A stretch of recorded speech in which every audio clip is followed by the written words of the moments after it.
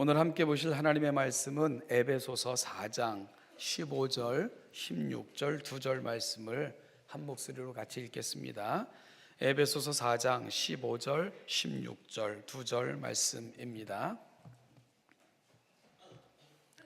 같이 읽겠습니다. 오직 사랑 안에서 참된 것을 하여 범사에 그에게까지 자랄지라. 그는 머리니 곧 그리스도라. 그에게서 온 몸이 각 마디를 통하여 도움을 받음으로 연결되고 결합되어 각 지체의 분량대로 역사하여 그 몸을 자라게 하며 사랑 안에서 스스로 세우느니라. 아멘. 다시 한번 2019년 저희 교회가 함께 정하여 지금 가슴에 담고 기도하는 표가 섬김이라는 거 확인받았으면 좋겠고요. 오늘은 섬김에 대한, 우리가 어떻게 섬김의 도를 구체적으로 실천할 것인가에 대해서 우리가 세 가지 항목을 정하고 있는데요. 복음으로 섬기고, 나눔으로 섬기고, 그리고 봉사로 섬기고, 오늘은 세 번째 항목 봉사로 섬김에 대한 부분을 다시 한번 살펴보고자 합니다. 여러분, 봉사의 삶이 왜 그리도 중요할까요? 그 중요성 몇 가지를 오늘 본문을 통해서 함께 살피기를 원하는데요. 첫째는요, 봉사는 온전한 성도들, 즉 성숙한 성도들이 가는 마지막 자리이기 때문에 그렇습니다. 12절 말씀을 우리가 볼 것 같으면 오늘 본문은 아니지만 에베소서 4장 12절을 보면 이는 성도를 온전하게 하여 봉사의 일을 하게 하며 그리스도의 몸을 세우려 하심이라 라고 사도 바울은 설명합니다.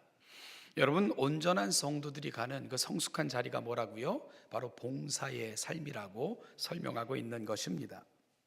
이것은 하나님의 말씀을 통해 교훈과 책망과 바르게 함과 의로 교육하기에 유익함을 받은 성도들은 그 말씀을 통해 우리가 온전하게 되는데, 온전한 성도들이 가는 자리가 선을 행하는 자리인 것과 마찬가지 원리입니다. 여기서 온전해진다는 것, 12절 말씀 성도를 온전하게 하며 에서 온전해진다는 뜻이 뭘까요? 이것은 11절에서 언급한 직분들과 매우 밀접한 연관이 있다는 것을 생각하게 됩니다. 11절에 보면 하나님께서 주신 교회의 특별한 직분들이 언급되어져 있는데요. 사도와 선지자와 복음 전파자, 그리고 목사와 교사들을 교회의 귀한 직분자로 주셨다고 말씀합니다. 여러분, 그렇다면 11절에 언급되어 있는 사도와 선지자, 복음 전파자, 목사와 교사, 이들이 맡은 특별한 역할이 뭡니까? 바로 말씀에 대한 역할입니다. 이들은 말씀을 맡은 자들입니다. 그런데 11절에서 우리가 아주 중요한 사실을 확인받게 되는데요. 이 직분을 누가 수여한 것이라고 사도 바울은 에베소 교회를 향한 권면에서 밝히고 있습니까? 11절 말씀을 보니까 그가 어떤 사람은 사도로, 어떤 사람은 선지자로, 어떤 사람은 복음 전하는 자로, 어떤 사람은 목사와 교사로 삼으셨다라고 설명합니다. 이 부분에서 그는 누구입니까? 그는 바로 이 땅에 오셔서 십자가에 못 박혀 죽으시고 승천하신 자, 그러므로 하나님의 뜻을 온전히 성취하신 자 예수 그리스도, 그분을 말합니다. 따라서 그는 그리스도인데 그분께서 승천하시면서 이 땅에 특별한 사역자들을 이 땅에 허락하셨다는 겁니다. 바로 그들이 누구냐 하면 사도, 선지자, 복음 전하는 자, 그리고 목사와 교사다, 이렇게 설명하고 있는 거죠. 여러분, 그렇다면 이 직분을 맡은 자들의 역할이 뭘까? 바로 그리스도께서 이 땅에 오셔서 거룩한 아버지의 뜻을 받들어 행하셨던 그 의미와 가치를 분명히 드러내는 것, 이것이 바로 이 직분을 맡은 자들에게 수여된 임무라는 것을 기억해야 됩니다.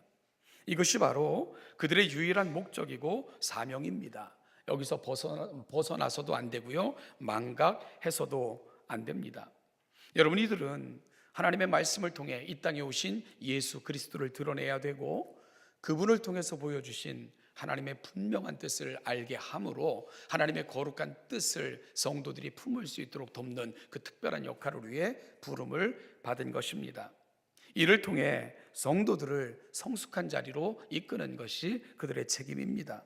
그리고 이들을 통해 말씀을 배우고 하나님의 거룩한 뜻을 알게 된 성도들, 즉 성숙한 성도들이 가는 그 자리가 어디냐? 봉사의 자리이다 라고 사도 바울은 설명하는 것이지요. 저희는 요즘 전 교회가 이 큐티를 통해 느헤미야서를 묵상하고 있습니다. 어제 특별히 토요 기도회 때는 이 느헤미야 8장 말씀을 강론하면서 수문 앞 광장에서 행해졌던 그 놀라운 말씀 집회에 대한 부분들을 우리가 살펴봤습니다. 성벽 재건이 완성된 후 그들은 신년 축하 예배를 위해 한 자리에 모이게 되는데 그 자리에서 그들은 에스라를 통해 율법책을 가져다 읽어줄 것을 요청하게 됩니다. 이 요청을 받은 에스라가 이 모세 율법책을 가져다 모여있는 모든 사람들, 그 자리에는 남녀노소 알아들을 만한 모든 자는 다 참석했던 거대한 집회였습니다. 그곳에서 하나님의 말씀을 읽기 시작을 했습니다. 모여있는 사람들은 이미 기록된 말씀들을 잘 알아듣지도 못해요. 왜냐하면 구약 성경은 히브리어로 기록되어져 있는데 포로기를 거치는 동안 그리고 험한 세월을 보내는 동안 그들은 그들의 언어조차 잃어버린 그런 민족이 되었기 때문입니다. 그래서 레위인들, 특별히 훈련된 사람들을 세워서 통역하면서 이 말씀을 들려주고 깨닫게 하는 그러한 방식으로 집회가 진행이 됐지요. 그런데 그 말씀을 들었던 백성들의 반응이 너무나도 놀라웠던 것입니다. 여러분, 그 말씀을 들었을 때 백성들이 보인 반응이 뭡니까? 엉엉 울기 시작을 하는 겁니다. 여기서 그냥 눈물만 흘렸다는 뜻이 아니고요, 소리내서 엉엉 울었다는 의미입니다. 통곡하며, 그래서 심지어 그들의 울음소리가 인근 지역에까지 들릴 정도로 그들은 거대한 울음소리를 토해내고 있었던 것이지요. 왜 그들은 말씀을 들을 때에 그리 통곡하며 슬퍼하며 울 수밖에 없었습니까? 여러분, 깨달은 것입니다. 하나님의 말씀을 보며 자신을 발견할 수 있었던 것이지요. 왜 우리는 포로로 끌려갈 수밖에 없었는가? 왜 우리는 이런 슬픔과 탄식과 절망 가운데 놓여 있을 수밖에 없었는가? 하나님의 말씀을 통해 그들은 그들이 왜 그 슬픔을 당했는가를 분명히 알게 되었던 것입니다. 그러자 그 말씀을 깨달은 백성들이 보여준 모습은 뭡니까? 그 다음날 또다시 하나님의 말씀을 들려줄 것을 요청합니다. 그리고 지도자들로부터 시작해서 그들이 말씀을 통해서 깨달은 하나하나를 실천하기 시작을 하는 거예요. 초막절을 지키기 시작을 했고요, 이방혼을 금지했고요, 그리고 이방 여인들을 추방했고, 그리고 하나님과 새로운 언약을 맺는 자리까지 느헤미야서는 진행되는 것을 우리가 확인할 수 있습니다. 말씀을 알고 깨닫고 간직한 사람들은 그 말씀을 향해서 갑니다. 그리고 그 말씀과 함께 동행하는 삶을 살게 되는 것이지요. 사랑하는 여러분, 오늘 에베소서에서 바로 말씀을 붙들고 실천하며 살아가는 삶, 이것을 가리켜 봉사라고 설명하고 있다는 것을 놓치면 안 된다는 겁니다. 따라서 오늘 본문에서 사용하고 있는 봉사라는 개념은 단순한 기회가 주어지면 어떤 특별한 일을 맡아 수고하는 수고 정도의 개념이 결코 아닙니다. 말씀이 우리 삶의 전 영역에서 드러내는 그 말씀에 대한 반응과 순종, 이것을 가리켜 사도 바울은 봉사라는 개념으로 설명하고 있는 아주 광범위한 개념인 것을 놓치면 안 된다는 겁니다. 따라서 봉사는 가장 자연스러운 말씀에 대한 반응인 것이며 머리 대신 그리스도의 거룩한 뜻을 행하는 것이 되는 것이지요. 사랑하는 신원예담교회 성도 여러분, 2019년 우리의 시간들이 사도 바울이 생각했던 봉사, 그리고 느헤미야 공동체가 보여줬던 말씀에 대한 반응, 이것으로 충만한 2019년 한 해가 될 수 있기를 주님의 이름으로 간절히 소원합니다. 왜 봉사가 중요하냐? 둘째로요, 봉사는 그리스도의 몸을 세우는 것이기 때문입니다. 여기서 아주 중요한 개념을 놓치지 말아야 됩니다. 여러분, 봉사를 그리스도의 몸을 세우는 것이라 할 때 우리는 두 가지 사실에 대한 분명한 이해가 있어야 됩니다. 그러면 여기서 한 걸음 더 나아가서 교회를 한 몸이라고 할 때 이 한 몸이 어떻게 구성되어 있는가 하는 것을 살피는 것은 너무나도 중요한 과제가 되겠지요. 자, 오늘 에베소서 4장 15절 말씀을 우리가 한 번 더 같이 읽어보도록 하겠습니다. 시작.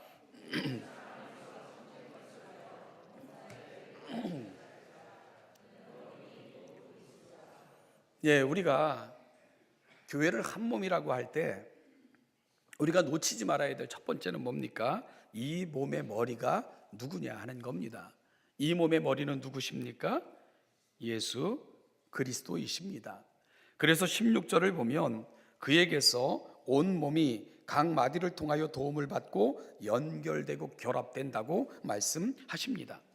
그러면 여러분, 누가 뭐래도요, 한 몸에 있어서 가장 중요한 역할을 하는 것은 역시 머리일 것입니다. 그렇죠?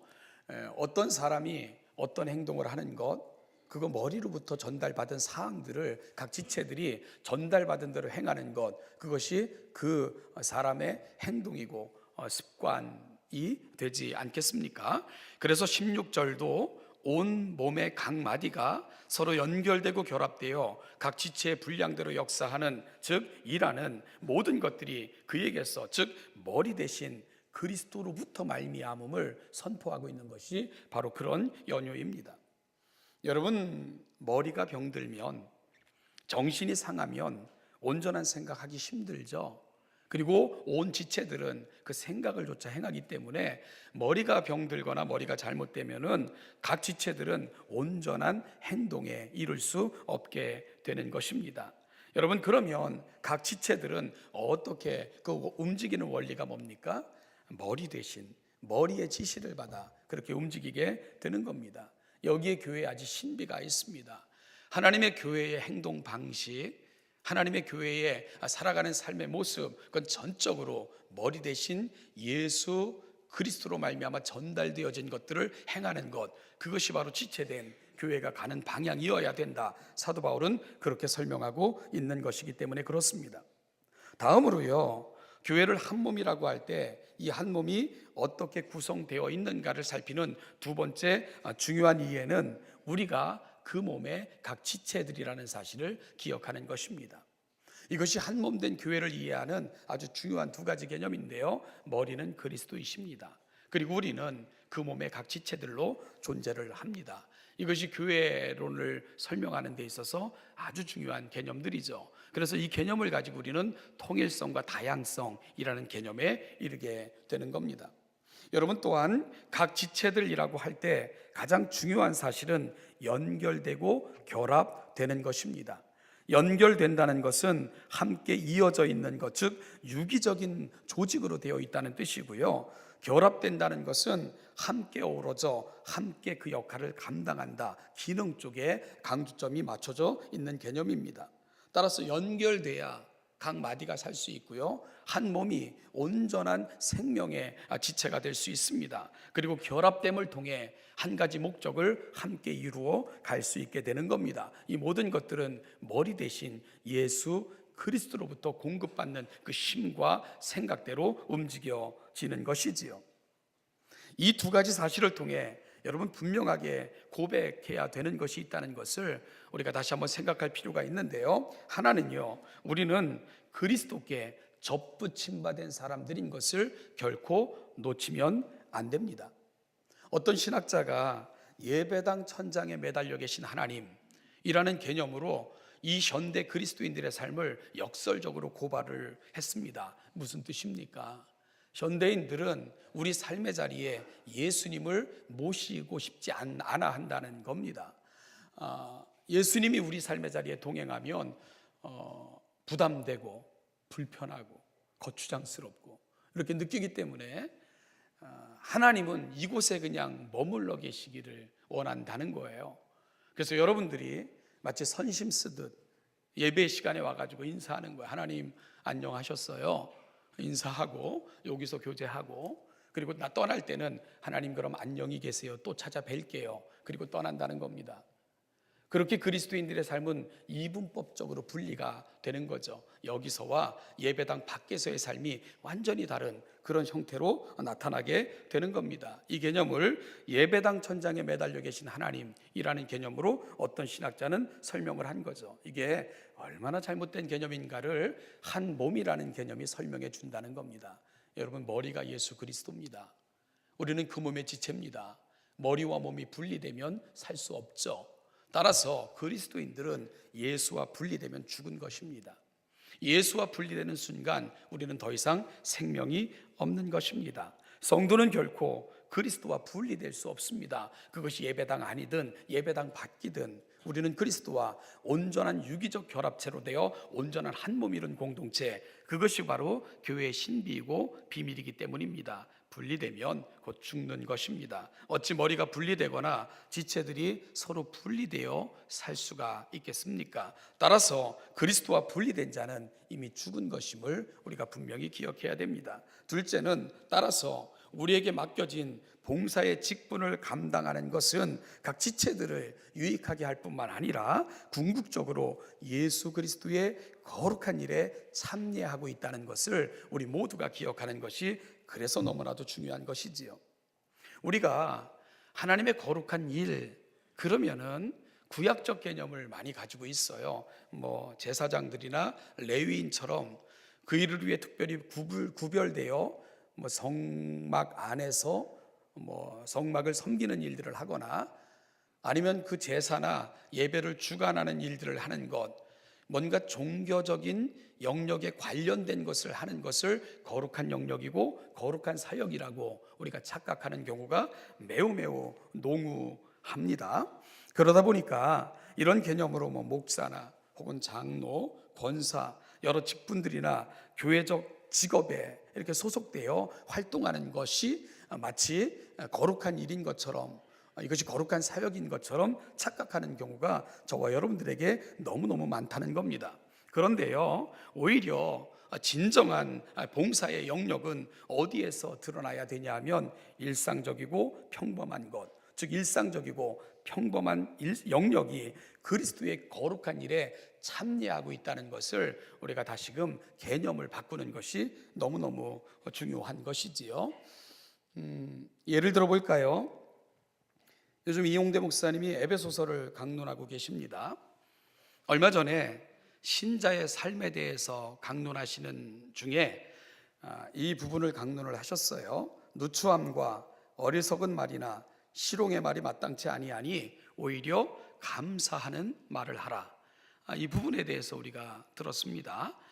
자, 여러분, 이 말씀을 들을 때 우리가 깨닫게 되었고요, 그 말씀을 통해 은혜를 받았다고 생각을 해보십시다.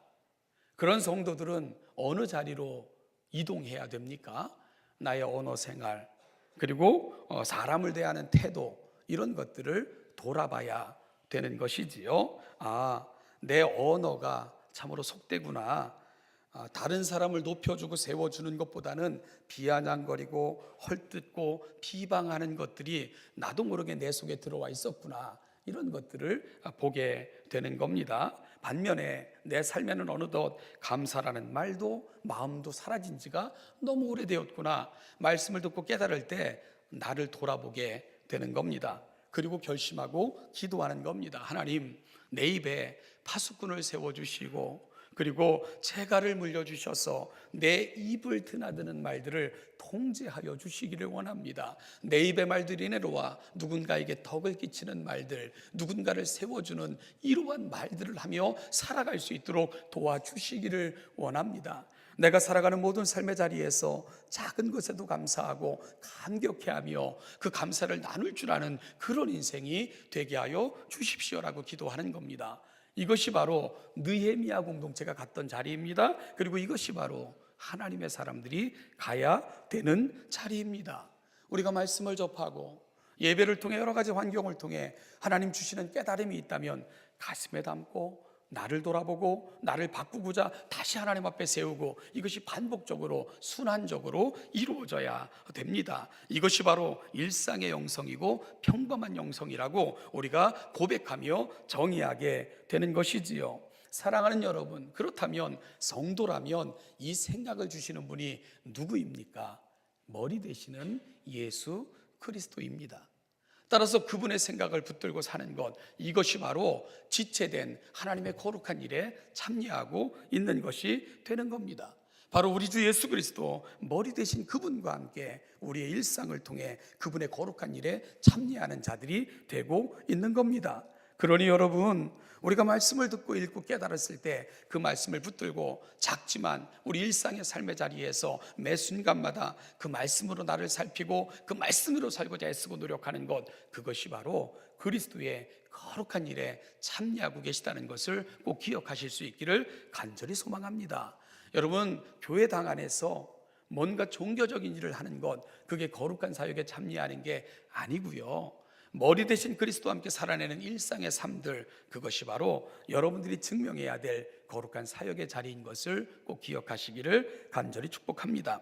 여러분, 따라서 성도는 마땅히 어떻게 생각해야 됩니까? 우리는 그리스도와 연합된 그분의 지체들임을 기억해야 됩니다. 지체는 결코 머리 대신 그리스도와 분리될 수 없고요, 지체들은 서로 연결되고 결합되어 그 거룩한 사역에 참여하게 되는 것입니다.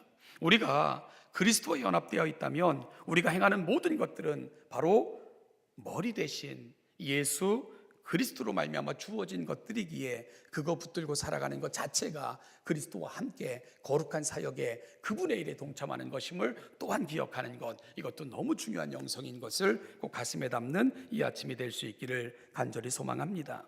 사랑하는 여러분, 따라서 봉사라는 개념이 갖고 있는 가장 큰 영역, 일상의 삶, 우리가 살아가는 매사의 삶들이 바로 하나님의 거룩한 일에 참여하고 있다는 자각, 이것이 바로 봉사자가 가슴에 담아야 될 가장 중요한 개념인 것을 오늘 이 아침 꼭 담고 돌아가시는 복된 주일 되시기를 축복합니다. 마지막 셋째는, 봉사는요 결국 자신을 위한 것임을 아셔야 됩니다. 우리가 16절 말씀을 다시 한번 읽어보죠. 16절입니다. 시작. 그에게서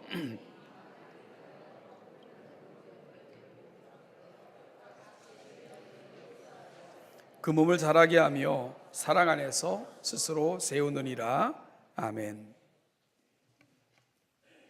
여기서 각 지체의 분량대로라고 이야기할 때 이 분량대로라는 말은 다른 말로 표현하면 달란트대로, 받은 달란트대로 이렇게 바꿀 수도 있고요, 또 한 가지는 맡겨진 역할대로라고 번역해도 됩니다. 맡겨진 역할대로.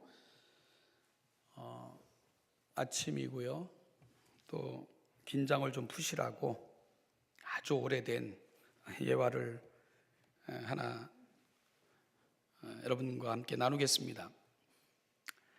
아주 예쁜 얼굴과 아주 못생긴 똥꼬와의 대화입니다. 아주 예쁜 얼굴이 아주 못생긴 똥꼬와 한 몸이라는 걸 견딜 수가 없었어요. 못마땅히 있고 창피했습니다. 물론 똥꼬는 잘 안 보이기 때문에 어떤지 모르겠습니다만은, 그래서 하루는 이렇게 말했습니다. 야, 똥꼬야, 너도 벼락이 낯짝이 있어야지 어떻게 나하고 한 몸에 있을 수가 있어? 이렇게 이쁜 나와 그렇게 못생긴 네가 한 몸에 있다는 거, 이거 말도 안 되잖아? 라고 똥꼬를 비아냥거리며 불평을 했어요. 그러자 똥꼬가 상처를 받은 거예요. 그래서 그래, 그럼 어디 한번 내가 없이 네가 살 수 있나 보자. 그리고 힘을 꽉 줬습니다. 그러면 뭘 할 수가 없죠? 그러면서 변을 배출하기를 거부한 거예요. 그렇게 하루가 가고 이틀이 가고 3일이 가고. 여러분, 변비가 심한 분들은 그 영향이 어디에 제일 먼저 나타날 것 같습니까? 물론 뭐 장기겠죠. 그런데 그건 안 보이잖아요. 얼굴에 나타나게 되죠, 그죠? 얼굴이 누렇게 뜨기 시작할 것이고 여러 가지가 막 이렇게 나오기 시작을 할 것이고, 결국 똥꼬가 힘을 꽉 주고 배출을 멈추자 얼굴이 붉어지고 여기저기 무언가 나타나기 시작하고 그 예뻤던 얼굴이 순식간에 엉망진창이 되고 만 것입니다. 그러자 그때서야 얼굴이 똥꼬에게 똥꼬야 미안해, 나는 당신으로 인해 아름다울 수 있는 것을 이렇게 고백을 했답니다. 그러자 똥꼬가 힘을 풀자 얼굴도 이뻐지고 기능도 회복되고 뭐 그런 이야기입니다. 우리 서로에게 이렇게 한번 고백해 볼까요? 나는 당신으로 인해 아름다울 수 있습니다. 이렇게 한번 좀 옆 사람에게.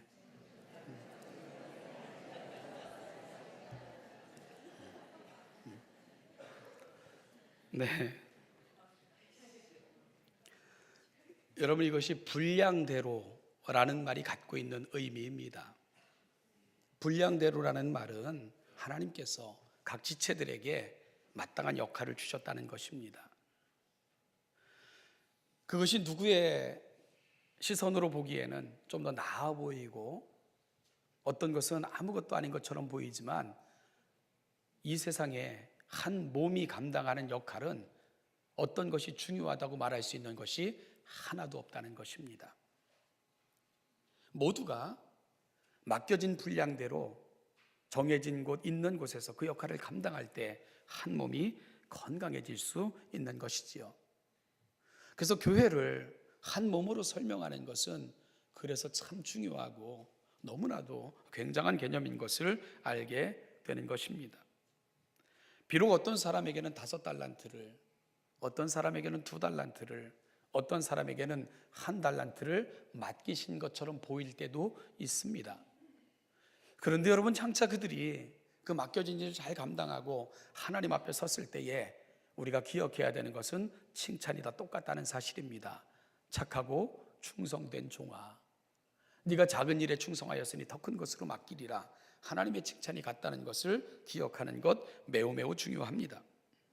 따라서 지체로 부름받았다는 고백 속에서 우리가 가야 되는 자리는 하나님 내게 맡겨주신 분량을 조차 수고함으로 각 지체된 서로를 유익되게 하며 그로 말미암아 내가 하나님 앞에 복을 받을 수 있다는 것을 고백하는 것, 이것이 너무너무 중요한 것입니다.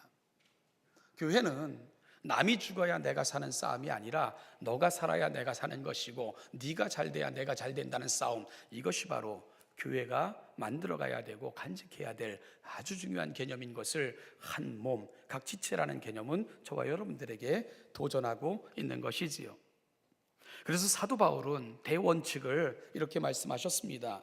고린도전서 12장 20절부터 25절 말씀에 보면 이는 지체는 많으나 몸은 하나라. 눈이 손더러 내가 너를 쓸 데 없다 하거나 또한 머리가 발더러 내가 너를 쓸 데 없다 하지 못하리라.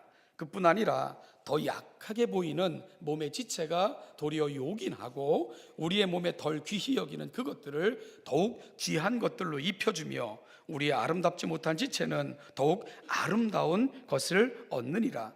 그런즉 우리의 아름다운 지체는 그럴 필요가 없느니라. 오직 하나님이 몸을 고르게 하여 부족한 지체에게 귀중함을 더하사 몸 가운데서 분쟁이 없고 오직 여러 지체가 서로 같이 돌보게 하셨느니라. 아멘.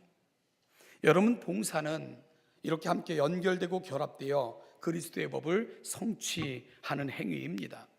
이것은 각 지체들을 유익하게 하는 것이지만 궁극적으로는 자신이 사는 것입니다. 지체는 서로를 살리며 존귀한 자로 세워주기 때문입니다.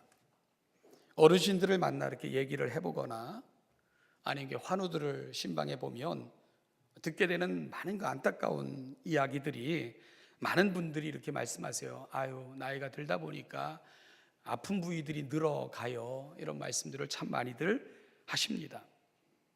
나이가 들었다는 것, 세월이 흘렀다는 것은 그만큼 우리 몸을 사용한 시간이 늘었음을 의미하고, 기계로 치면 사용연한이 그렇게 오래됐기 때문에 많은 부분에서 심교하는 것은 어찌 보면 당연한 이치와 같다고 생각되지만 우리가 쉽게 또 납득하지 못하는 안타까움도 저와 여러분들에게는 한계로 그렇게 존재하는 것 같습니다. 여러분, 그런데 이런 말씀 들어보신 적 있어요? 어떤 분이 이렇게 얘기를 하는 거예요. 아유, 이제 이만큼 사용했으면 이만큼 써먹었으면 이제 좀 고장도 나서 더 이상 움직일 수도 없고 사용할 수도 없고 더 이상 기능도 못해서 아이고 내가 좀 쉬었으면 좋겠어, 이렇게 말씀하시는 분들 들어보신 적이 있나요? 아니, 왜 나는 나이가 들었는데도 다리가 이렇게 팔팔해? 왜 나는 나이가 들었는데도 혈관이 이렇게 건강해? 왜 나는 나이가 들었는데도 이렇게 눈이 팔팔해? 뭐 이러면서 불평하시는 거 못 들어봤잖아요. 그렇다면 사랑하는 여러분, 오늘 우리가 여기에 있다는 거, 여전히 하나님이 우리를 움직이게 하신다는 거, 기록할 수 있다는 거, 하나님이 주신 기회 아니겠습니까? 우리가 일상의 삶의 자리에서 말씀을 따라 행하고 우리의 공동체에게 우리에게 주신 분량을 따라 애쓰고 수고할 수 있는 것, 이게 감사이고 감격이고 특권 아니겠습니까? 그리고 우리의 이 모든 것들을 기억하시는 그분께서 장차 우리가 그분의 나라에 임할 때에 영원한, 다시는 쇠하지도 않고 폐하여지지도 않고 녹도 들지 않는 영원한 기업으로 채워주시겠다고 약속하시니 이것보다 또 귀한 것은 어디에 있겠습니까? 사랑하는 신원자담교회 성도 여러분, 2019년 우리가 섬김이라 표를 정했습니다. 우리가 함께 말씀 앞에 서서 그 말씀의 가치를 붙들고 말씀이 원하고 기뻐하시는 것을 붙들고 삶으로 서로를 유익되게 하고 궁극적 하나님의 나라를 성취해가는 귀한 성도들 다 되시기를 주님의 이름으로 축복합니다. 기도하겠습니다. 하나님 아버지, 은혜와 사랑을 감사합니다. 오늘 이 아침도 하나님의 거룩한 자녀들이 함께 모여 말씀 앞에, 그리고 하나님의 거룩한 존전에서 그분의 임재를 기다리며 이리 섭니다. 하나님 아버지, 은혜 위에 은혜를 더하여 주심으로 말미암아 하나님 앞에 살아가는 우리의 일상이 하나님의 거룩한 뜻을 드러내고 선포하며 보여주는 아름다운 순종의 자리가 되게 하여 주시고, 그렇게 살아감으로 더불어 살아가는 많은 사람들이 유익되게 하며 결국은 내가 살아나는 아름다운 은혜의 자리들이 다 되게 하여 주시옵소서. 감사드리며 예수님의 이름으로 기도하옵나이다. 아멘.